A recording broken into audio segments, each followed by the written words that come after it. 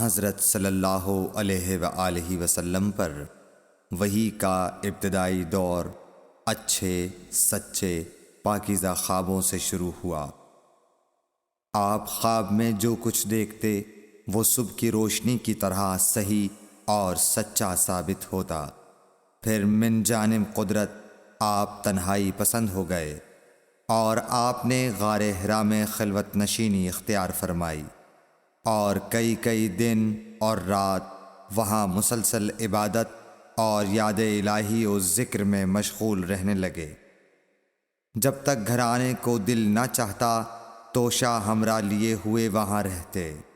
توشہ ختم ہونے پر ہی اہلیہ محترمہ حضرت خدیجہ رضی اللہ تعالی عنہا کے پاس تشریف لاتے اور کچھ توشہ ہمراہ لے کر پھر وہاں جا کر خلوت گزین ہو جاتے۔ یہی طریقہ جاری رہا یہاں تک کہ آپ پر حق منکشف ہو گیا اور آپ غار حرا ہی میں قیام پذیر تھے کہ اچانک حضرت جبرائیل علیہ السلام آپ کے پاس حاضر ہوئے اور کہنے لگے کہ اے محمد پڑھو۔ آپ فرماتے ہیں کہ میں نے کہا کہ میں پڑھنا نہیں جانتا۔ آپ صلی اللہ علیہ وسلم فرماتے ہیں کہ فرشتے نے مجھے پکڑ کر اتنے زور سے بھینچا کہ میری طاقت جواب دے گئی۔ پھر مجھے چھوڑ کر کہا پڑھو۔ میں نے پھر وہی جواب دیا کہ میں پڑھا ہوا نہیں ہوں۔ اس فرشتے نے مجھ کو نہایت ہی زور سے بھینچا کہ مجھ کو سخت تکلیف محسوس ہوئی۔ پھر اس نے کہا کہ پڑھ۔ میں نے کہا میں پڑھا ہوا نہیں ہوں۔ فرشتے نے تیسری بار مجھ کو پکڑا اور تیسری مرتبہ پھر مجھ کو بھینچا۔ پھر مجھے چھوڑ دیا اور کہنے لگا کہ پڑھو اپنے رب کے نام کی مدد سے جس نے پیدا کیا اور انسان کو خون کی پھٹکی سے بنایا۔ پڑھو اور آپ کا رب بہت ہی مہربانیاں کرنے والا ہے۔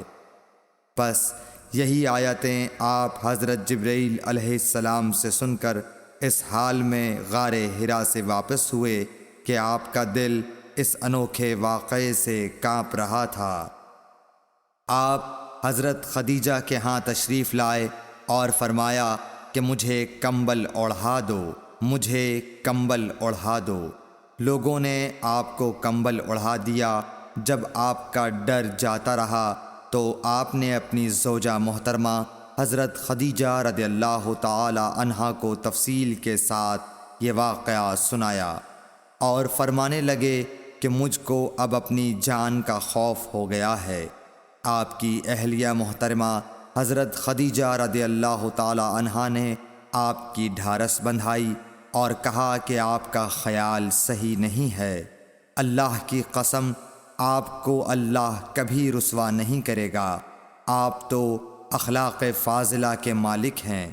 آپ تو کنبہ پرور ہیں، بے کسوں کا بوجھ اپنے سر پر رکھتے ہیں، مفلسوں کے لیے آپ کماتے ہیں، مہمان نوازی میں آپ بے مثال ہیں اور مشکل وقت میں آپ امر حق کا ساتھ دیتے ہیں۔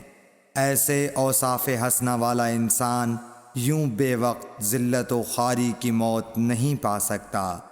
پھر مزید تسلی کے لیے حضرت خدیجہ رضی اللہ تعالی عنہا آپ کو ورقہ بن نوفل کے پاس لے گئیں جو ان کے چچا زاد بھائی تھے اور زمانہ جاہلیت میں نصرانی مذہب اختیار کر چکے تھے اور عبرانی زبان کے کاتب تھے۔ چنانچہ انجیل کو بھی حسب منشائے خداوندی عبرانی زبان میں لکھا کرتے تھے۔ انجیل سریانی زبان میں نازل ہوئی تھی، پھر اس کا ترجمہ عبرانی زبان میں ہوا۔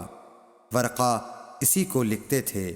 وہ بہت بوڑھے ہو گئے تھے، یہاں تک کہ ان کی بینائی بھی رخصت ہو چکی تھی۔ حضرت خدیجہ رضی اللہ تعالی عنہا نے ان کے سامنے آپ کے حالات بیان کیے اور کہا کہ اے چچا زاد بھائی، اپنے بھتیجے محمد صلی اللہ علیہ وسلم کی زبانی ذرا ان کی کیفیت سن لیجئے۔ وہ بولے کہ بھتیجے آپ نے جو کچھ دیکھا ہے اس کی تفصیل سناؤ۔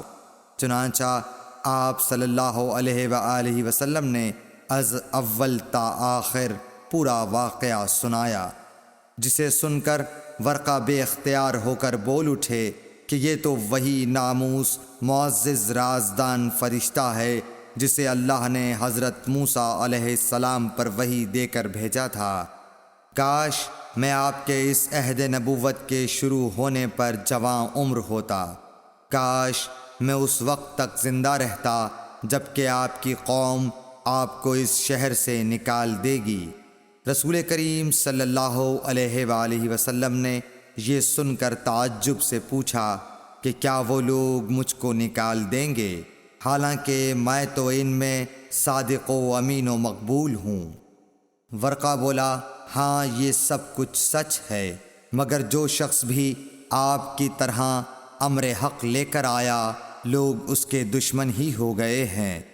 اگر مجھے آپ کی نبوت کا وہ زمانہ مل جائے تو میں آپ کی پوری مدد کروں گا، مگر ورقہ کچھ دنوں کے بعد انتقال کر گئے، پھر کچھ عرصے تک وحی کی آمد موقوف رہی۔ صحیح بخاری حدیث نمبر 3۔